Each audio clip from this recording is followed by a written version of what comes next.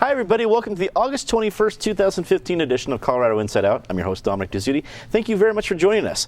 Let's get a quick take on the group that put a controversial anti-fracking measure on the 2014 ballot. The Colorado Community Rights Network announced this week that they intend to place the same measure on the 2016 ballot. Patty Calhoun from Westward, this was one of the main measures that John Hickenlooper crafted the big deal with Jared Polis and everything else to get all these different fracking measures. This was one of the main anti-fracking ones. It looks like whether or not he wants to, Governor Hickenlooper might have some more dealing to do next year. What do you think? Well, we all knew in 2014 it was only a short-term solution, that deal. So it's not surprising that it's coming back. People are as concerned about fracking as they've ever been and not feeling all that kindly towards oil and gas right now. Even though it's an unrelated development, just the visuals from the Animas are definitely making people a little more environmentally conscious.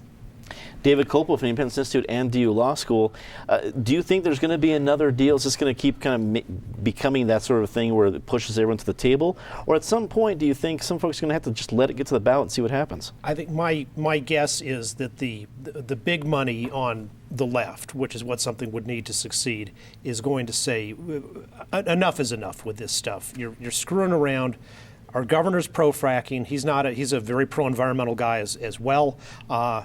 This fracking obsession that some people have, I think, is increasingly seen by the public in Colorado as like anti-fluoridation was in the late 1950s and early 60s. When you first hear about it, oh, this is interesting. Yeah, they are putting chemicals in our drinking water, but then you find out it's actually not a communist plot. It doesn't cause all these terrible problems that people talk about, and we have community experience with it existing for a long time. This isn't an anti-fracking amendment, by the way. It's immensely broader and says basically corporations don't have any rights against local control. So here's how that would play out. The tattered cover refused to turn over to local government, the North Metro Drug Task Force, its records on a book which a customer had bought. The case went to the Colorado Supreme Court. The Colorado Supreme Court said, no, this violates the tattered cover's free speech rights and freedom of the press. The tattered cover is a corporation. If this anti-corporate rights amendment passed, then our local communities in the form of the North Metro Drug Task Force can violate the First Amendment rights of any group of people who, like a bookstore or lots of others, organize themselves in the form of a corporation. Eric Sonneman, political analyst. David brings up the point that this was one of those anti-fracking measures that went beyond fracking, and probably when you talk to Chamber of Commerce folks, it was the most dangerous because of that. Do you think that is going to create more of a response now that we know it's coming? We'll see if it's coming. As David points out, we'll see if the money shows up behind it, as was the case a few years ago. We all knew a couple years ago that the Hickenlooper compromise was a kick the can down the road compromise. Well, now here we are down the road, and you knew this issue was going to come back in some form. I think there's a school of thought that if this is the only ballot issue, a few years ago, remember, there was a whole package of proposals. If this is the only one, this one's going to be a hard one to swallow for a whole lot of voters, regardless of what their views are on the particulars of fracking. The other factor is oil is now at what? 40, barely much more than $40 a barrel. There is not the intensity around this issue that there was when oil was $100 a barrel and fracking is going gangbusters. It is not quite as hot right now as it was a couple of years ago. At some point in time, I'm not sure I'm convinced it's 2016. At some point in time, this issue is going to hit the ballot. Every big issue in the state ultimately finds its way onto the ballot. Question to me is when and what is the particulars of the proposal. You make a good point, Eric. I mean, OPEC's done more about fracking in Colorado than any ballot measure. Ben Gilt, political consultant, wrap it up for us. Well, it's interesting to see it come back. Everyone's covered the fact that this was part of a compromise that happened a couple years ago. I think that, as others have pointed out, this coalition is not the coalition that has the sort of money behind it. I don't anticipate that the sort of mainstream or central people in the party on the left will really get behind it, because I think it's too broad, it's too much. I think that the state of Colorado has clearly shown with other initiatives that are sort of vague and broad-reaching that we don't accept them. So unless it was to really curtail government power or something totally different, I just don't see it happening. Although I do agree with Eric's point that it will ultimately get to the ballot, because we do have a state that really allows for that to happen. More than a week after the Animas River was contaminated by the EPA, attorneys general from surrounding states are still deciding whether to file a suit.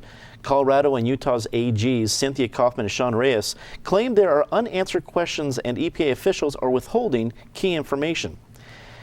Patty, the pictures look better, but there's still questions about the sediment on the river. There's even other lawsuits that we know are coming from the Navajo Nation, which have been affected a little bit further downstream. Do you think Colorado's eventually going to be getting in line about this when it comes to filing a lawsuit? Well, I think it depends on if the EPA and the feds come up with a way to make some of the people who've suffered whole. I mean, we certainly know that the tourism industry in south of Silverton took a big hit from this. Silverton itself took a hit from this, and Silverton is very concerned that they'll take an even bigger hit if sudden moves to get it on the Superfund list come along. The photos from the Navajo Nation and the reports there are really tragic, because these people are already living on the edge. You're not talking about making a rafting company whole. You're talking about a tribe that has suffered for generations. So it's not, those lawsuits aren't going to surprise me. They clearly will sue. Whether or not the AGs sue, I think will depend a lot on how the EPA behaves now, and also how our senators behave. And they are now looking at pushing some of the legislation that was proposed 10 years ago, back when people wanted to clean up these mines. They were willing to help clean up the mines as long as they were held harmless if there was a problem. The so-called Good Samaritan law. We did a big story back in 2005 on one of them, who now is wound up left holding the bag on a mine that wound up back in his control. So there are a lot of different moving parts in there, and unfortunately the moving parts have a lot of moving water still. That's very true. David, I realize that even a large state like Colorado can't decide quickly if they're going to sue the federal government. It's a major endeavor. So I don't expect it to be a knee-jerk reaction. But what kind of timeline do you think is realistic for us to know if Colorado is going to pull a trigger on something like this realistically? Maybe a few weeks. I think Attorney General Kaufman is conservative in a stylistic sense. She's not one of those people who typically runs into court to announce a suit that turns out not to have much basis, but yet a good press conference. I think she'll be very cautious and will go forward only if, after careful analysis, her attorneys determine there's a really strong case. Patty mentioned the Good Samaritan laws, and when there's all this talk about bipartisan common sense things, that's the epitome of it. The current Good Samaritan bill in Congress is sponsored by our Democratic Senator Bennett, Republican U.S. Representative Tipton. Both of Tipton's predecessors, Democrat Salazar and Republican McGinnis, sponsored the same thing, and it keeps getting blocked in Congress, in part because the Environmental Pollution Agency has less of an interest in cleaning up the environment than it does in long-term projects such as Superfund, and I've worked with EPA Superfund personnel, and they're very conscientious, good people, and who care about the environment and want to fix things. But the institutional EPA is more interested in long-term things that take forever to get done, and therefore give EPA more bureaucratic reason to exist and expand. We have a strong proposal to fix it, and it ought to be quickly adopted. And by the way, the EPA, in terms of being forthcoming, Colorado Peak Politics looked at the report they gave to the National Spill Reporting Center, which turned out to be largely false. Who caused the spill? Don't know, says the EPA. Oh, that's sure a big question for us. No idea. How much was discharged into the water? Zero. And Governor Martinez, they said they were going to notify state, local officials, county officials, law enforcement. Governor Martinez didn't find out about this from the EPA. She found out about it because one of the Indian tribes in New Mexico came to her and told her about it. So I would say the EPA is about the last organization you would turn to fix this problem. Sounds like family circuses, not me, is filling out the EPA forms for him. Eric, politically, is this going to become an issue in Colorado? I mean, nationally, it's kind of hard to say they would actually have that strong of legs to last that long. But those pictures and the impact it's had in Colorado might. What do you think this lasts to next year for other politicians to make hay out of?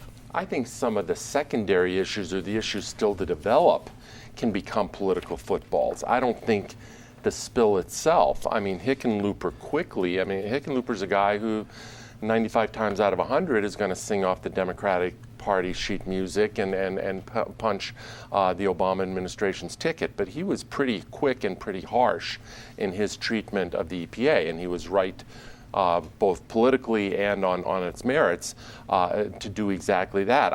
I'm taken by the complete juxtaposition between the EPA as an actor or the originator, the culprit in this whole thing. Not that they didn't have good reason to be there, but they were incredibly cavalier and careless about how they did it. But the juxtaposition between them in that role versus them in a monitoring role or in a cleanup role or in a regulatory role. And what David points out and other people have pointed out, that would never for a minute fly if they were in any of those other roles. But now you see something about a culture of an organization when they're under the gun like this, and I'm not sure what we're seeing is all that particularly attractive. Ultimately, it's not just the issue of this particular mine or even this particular river. Ultimately, as has been pointed out by Patty and David, we got to come to grips with what to do with all these old mine sites in the state. Ben, to Eric's point, does the EPA lose some credibility here that could possibly be taken advantage of by future spills or problems? I mean, hey, if the EPA isn't going to take care of their own business so well, really what's their credibility there to back up another corporation to clean up a future mess? Do you think there's some future problems for them here? Well, I think that there's plenty of people in the energy industry that were perfectly happy to turn the EPA into a punching bag over this.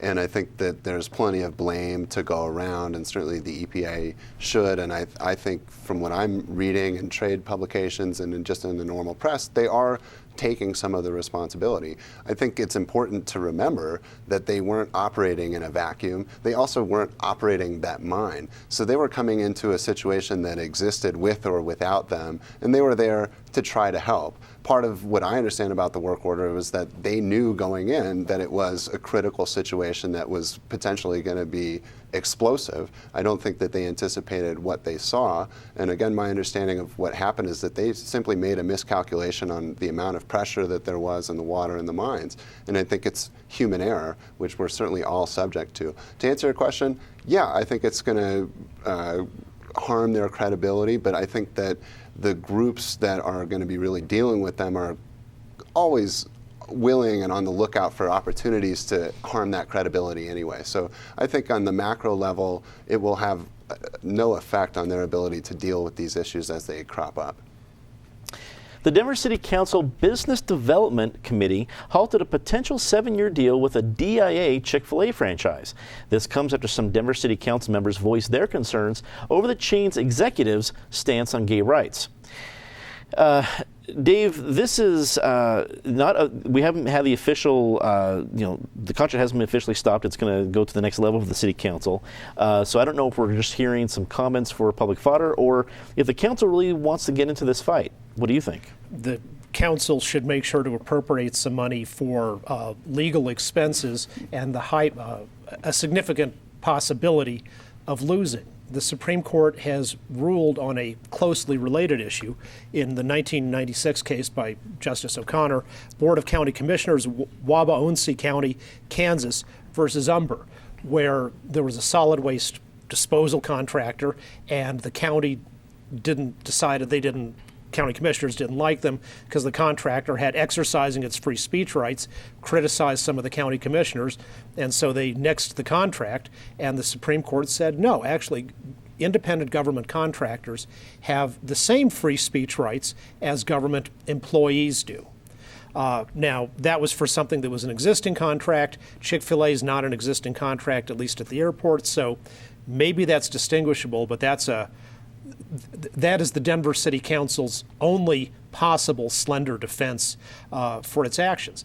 And I also think even if there were no constitutional rule, it's terrible policy. Suppose the El Paso County Commissioners are soliciting bids for beer at the county fair, and New Belgium comes in and says, we've got great beer and we're also going to supply it at the best price, better than any other contractor.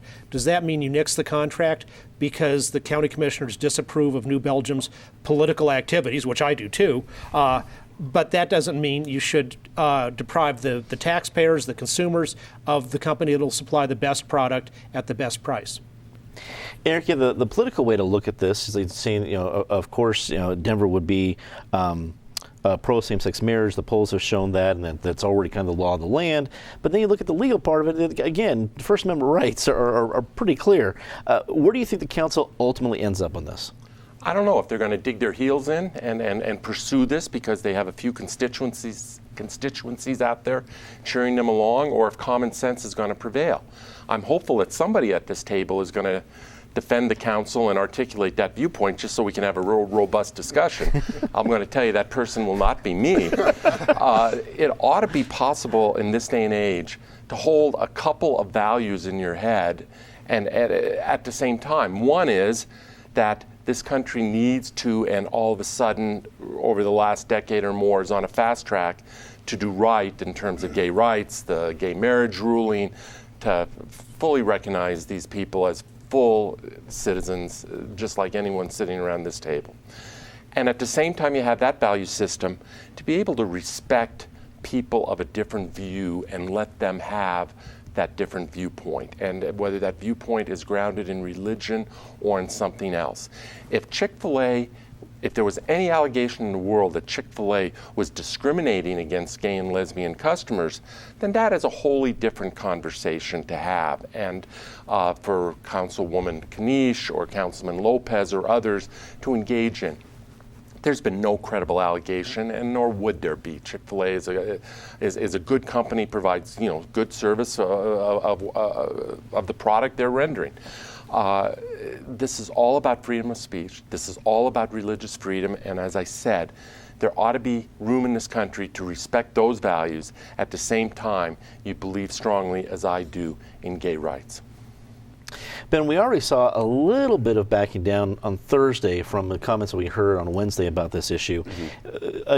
I'll pose to you the same question, especially because of your experience with Denver City politics. You were involved in a lot of the different city council elections this year. Where do you think they will ultimately go on this? I think that they'll ultimately approve the contract and that we'll see a Chick-fil-A concession at the airport.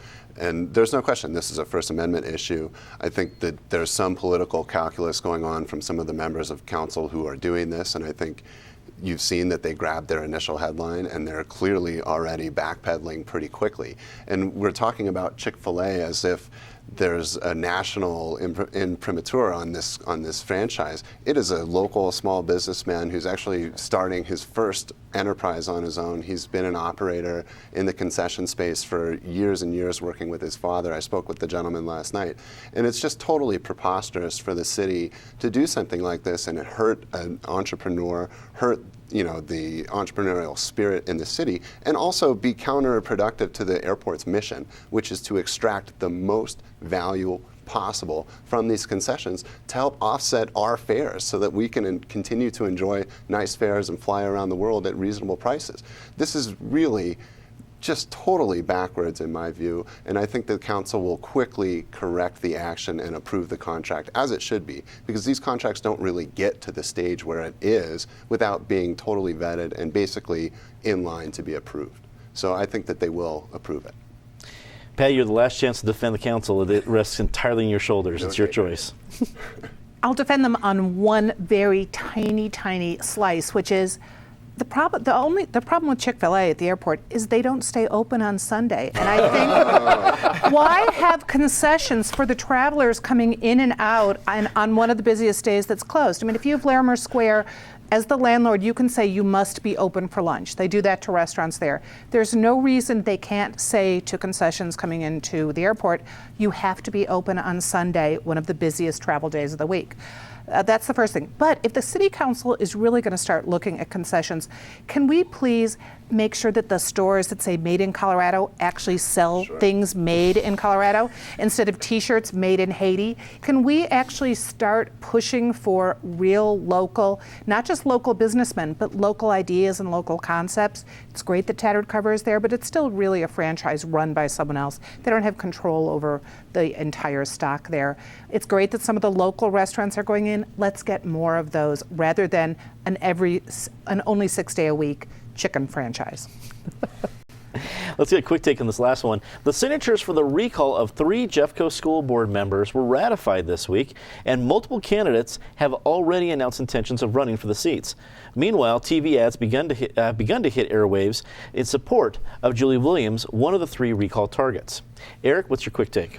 Much to say, but I'll try to keep it quick. I think what we have to figure out in this election is whether voters out there, and there are a lot of upset voters, these signatures got signed pretty quickly, and I don't know if it's retrievable or not, but the question is whether the concern in the opposition is because of all the noise and all the unpleasantness that has been out there, or is it really on the substance of what this new board majority is trying to do and take the district? I happen to think it is as much about the noise as it is about the substance. Clearly, there's a lot of opposition on the policy level, but I'm not sure that's a majority sentiment. I think for a whole lot of voters, they're just tired of all the upheaval. And even if these 3 members are recalled, it's not an end to the noise and upheaval. Recalls, what's good for the goose, as we've seen in Colorado, can now be good for the gander, and the noise is not going to go away. Ben, usually off-year elections are not very busy. Sounds like we're going to have a busy one this year. What do you think? Well, I think this is probably the most interesting one there is. I mean, Eric alluded to how quickly they were able to gather signatures, really essentially 34,000 in each district in about 2 weeks with almost 0 rejections. So a very high rate of collection with no problem.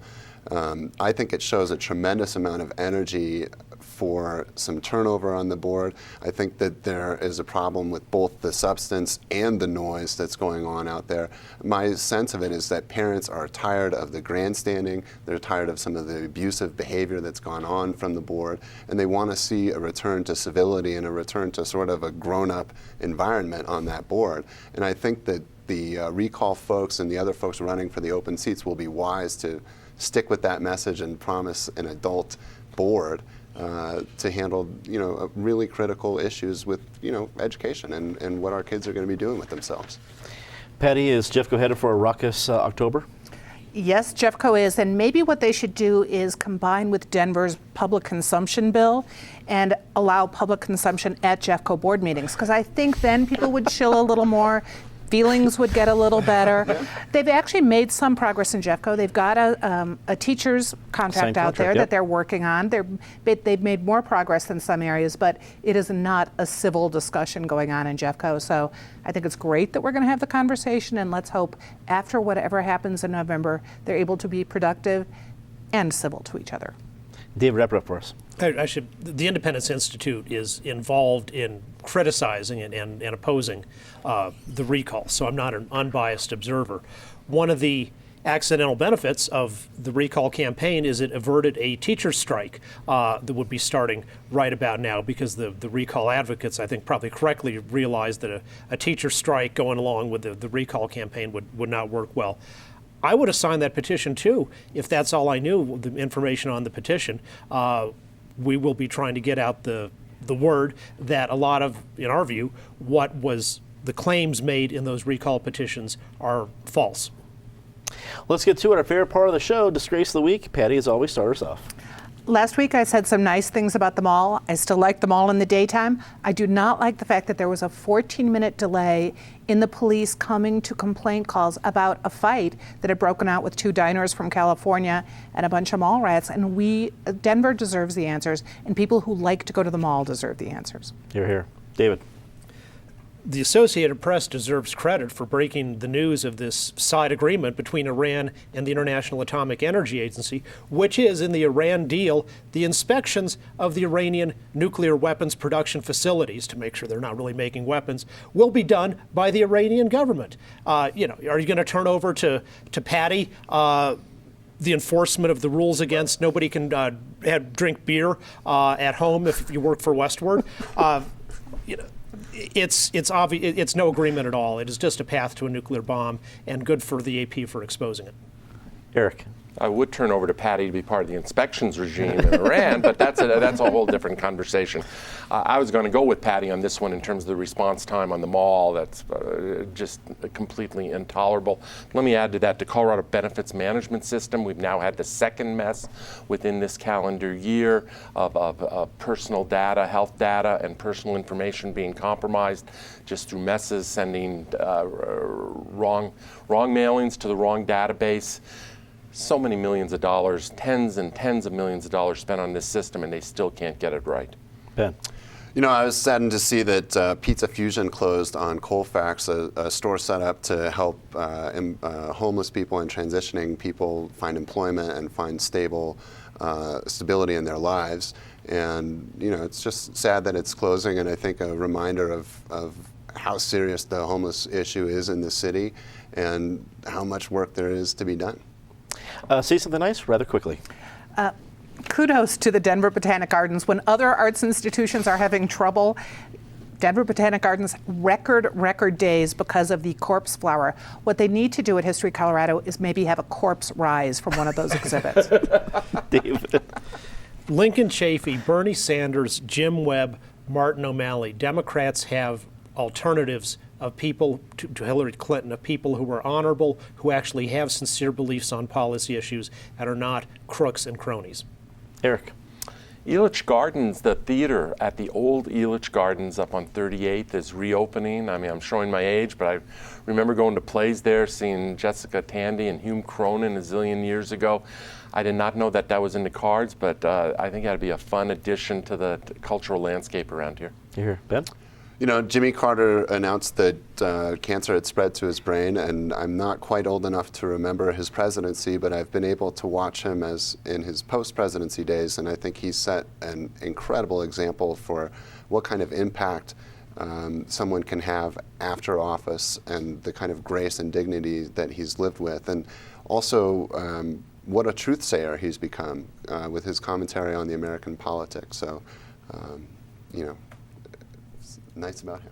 It's no harder work on a Habitat for Humanity work site, I can tell you that, here in Denver. That's all the time we have tonight. Thanks for tuning in.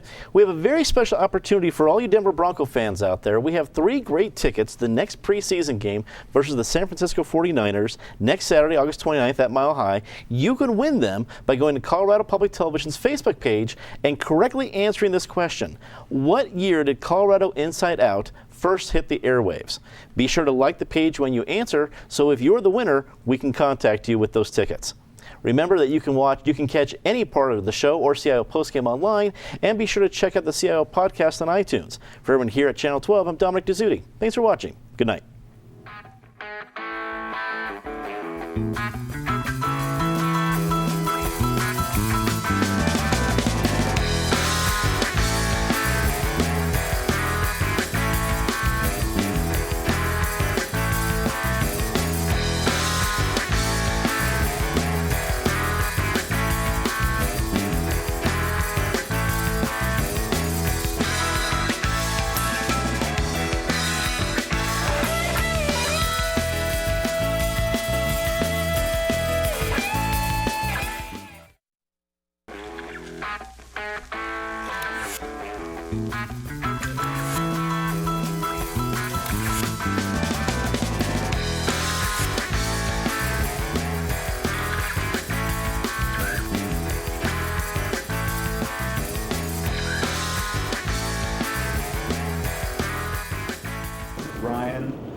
Doing the EIC, that's engineer in charge. Some people call it engineer in command. Basically, he's going through making sure the color's right on the cameras. How's it going? Before the show, Ryan goes through and calibrates all the cameras to make sure they all match each other. And then we set the iris. And then during the show, what he's doing right now is he's going through and fading the lights to make sure different people's skin tones all look the same, so that the brightness of the skin all looks the same. Making sure the angles of the lights are correct, the backlight is hitting right, the key and the fill light are hitting right. My name is Patrick Logan. I do the graphics for Colorado Inside Out. I like squirrels.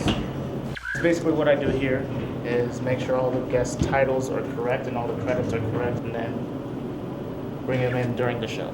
The hardest part about the credits and the graphics is to make sure that they're right. You have to be on top of spelling and grammar, and I try to be pretty good about that, but it is very noticeable if something is spelled wrong or something is used the wrong way. I like squirrels. So this is Gabrielle Bryant, the producer of Colorado Inside Out. So if I sound like I know what I'm saying when I'm on the program, it's because of Miss Bryant's work. And it's also due to this little gadget, our teleprompter.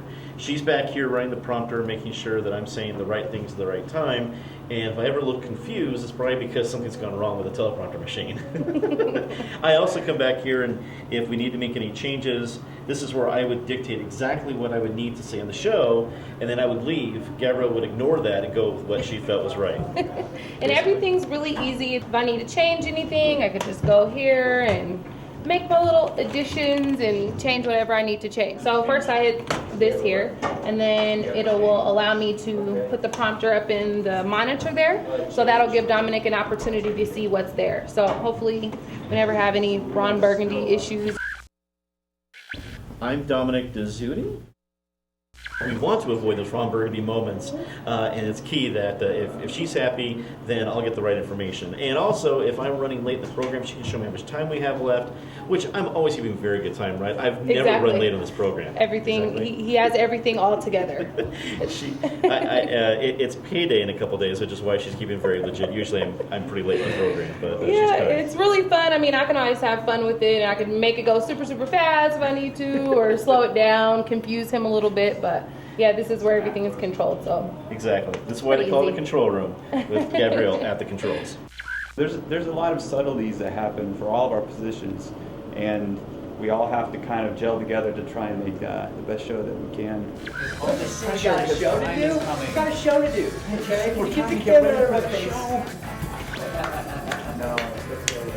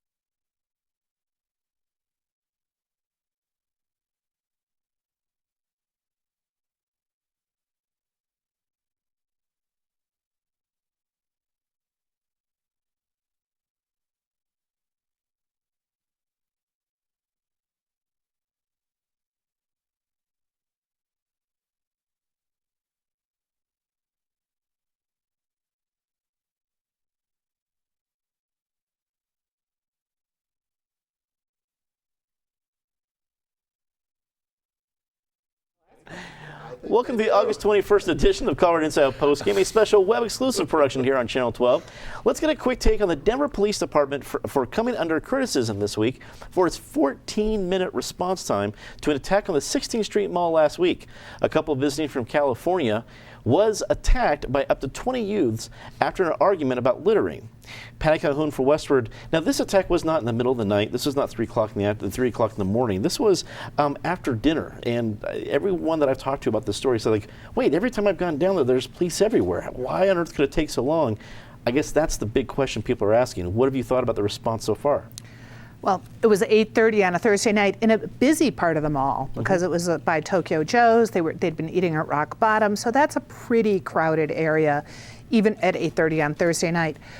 Not only are there a lot of police who are assigned by the city there, the Denver Partnership and the Business Improvement District for the 16th Street Mall have paid for extra security. So why it took 14 minutes from the first call for police to arrive, we're not talking about Green Valley Ranch or one of the very furthest areas in Denver. This is the heart of the city. There should have been someone there within 2 minutes. That's how close the cops are down there. So we have no answer yet on what's happening there. The longer term, that's going to be an answer we want. We also want the answer to how is the mall going to be fixed ultimately. I know they want to have more festivals. They want to have more outdoor cafes. I think all the mall really needs, besides maybe fewer souvenir stores, is some sense of security. People need to know if there's a problem, there will be help at hand. You're never going to be able to get rid of the homeless. You're never going to be able to get rid of all the mall rats hanging out, but you can make sure there's security on hand. David Copeland from the Independence Institute and DU Law School. Patty brings up a good point about being really a central location and people looking to want to spend time there. But frankly, I'm a lifelong Denverite, and I hear something like this happening at 8:30 on a Thursday. I don't know if I want to be strolling around at the same time. When you hear something like this, what about you? Yeah, but it's how things are everywhere. In the brief I wrote in the Heller case, I reported for various police organizations. They can't be everywhere at once. If you look at 911 response times to Category 1 911 calls, those are the highest priority, life-threatening situation.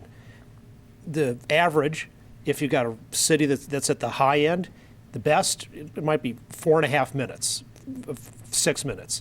At the worst end, you get averages like 12 or 14 minutes. But when seconds count, the police are minutes away. That is just the nature of things, because you can't have one cop. You can't have a cop on every corner. There's just not that many to go around, and that's why some people choose to carry something on their own for self-defense, whether it's a firearm or CS spray or something. People have to be their own first responders. Eric Sonman, political analyst. I'm not sure if this creates a boon for concealed carry permits, but I know at least this is a high-profile part of Denver that I think people who live, I'm a suburb kid, I'm still living out in the suburbs, I still respond to what's going on there. And I think even though Mayor Michael Hancock has a lot of big things on his plate and the whole idea of a legacy with the stock show complex and the Metropolis, if all those things go perfectly, but the 16th Street Mall is still a place people don't feel safe at, I think those will be quickly forgotten because we'll remember how they feel about this. Where are you at on that? I largely agree with you. I think the 16th Street Mall is emblematic of Denver. I don't accept the notion that it's the way it has to be. There are other pedestrian malls, great pedestrian malls in great cities around the world where, are they risk-free? Of course not. There is no such thing as risk-free. But they are a lot more hospitable, they are a lot less threatening, they are a lot more inviting than what has become of the 16th Street Mall here. Do I have a perfect answer? No, I don't. There are all kinds of First Amendment and other issues that you have to deal with, and I don't think you can just go in there, Lord knows I'm not proposing you go in there with batons and clean the thing up. But there needs to be both a law enforcement shift there and a cultural shift there. And cultural shifts, as we've talked about in other contexts, are the hardest piece here. With regard quickly to response times, it wasn't quick. And even if granting what David said in terms of the averages, there's still a huge difference between what those averages are, and you would think the mall would be on the low end of those averages, just given the police presence, and you're not having to fight your way through a lot of traffic. You got bicycle cops down there. You would think that it would be hard to be at any place in the mall where you couldn't get in 2 or 3 minutes or something like that. I just don't get this. This is not the only incident. Let's remember a year ago we had that horrific case down by Denver University, Observatory Park, the guy who was high on pot brownies or whatever and had a gun to his wife's head.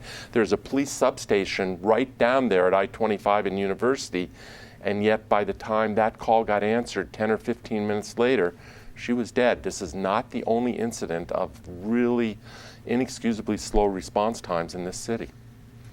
Ben Gelt, political consultant, what do you think the city council should do? And really, we all know in Denver it's a strong mayoral system, so really what the mayor is going to do. But at the end, it's going to besmirch all of them if 16th Street Mall doesn't feel safe. And what do you think the response should be? Well, I mean, there's so much to unpack here. I mean, certainly there is a need to address the mall physically today, and you know, Downtown Denver Partnership and the city are engaged in a more than $500,000 exploration process to sort of figure out what might be the best thing. I think culturally, from my standpoint and opinion, I actually think introducing maybe more traffic onto the mall and helping push more people to the mall will help address some of these security issues. Because what you find, especially when you're at the top side of the mall towards the Capitol building, there's a real emptiness. There's not a really robust retail presence. There's not a lot of restaurants. There are huge gaps on the mall where there just aren't people. And I think part of the reason that you see these kids congregating on the mall is because of those gaps, because there are empty storefronts, because there are these alleyways that are so easy to sort of hide out in and hang out. It's easy to congregate around there. And the way to get them to disperse is not through a specific policy or police action or anything else.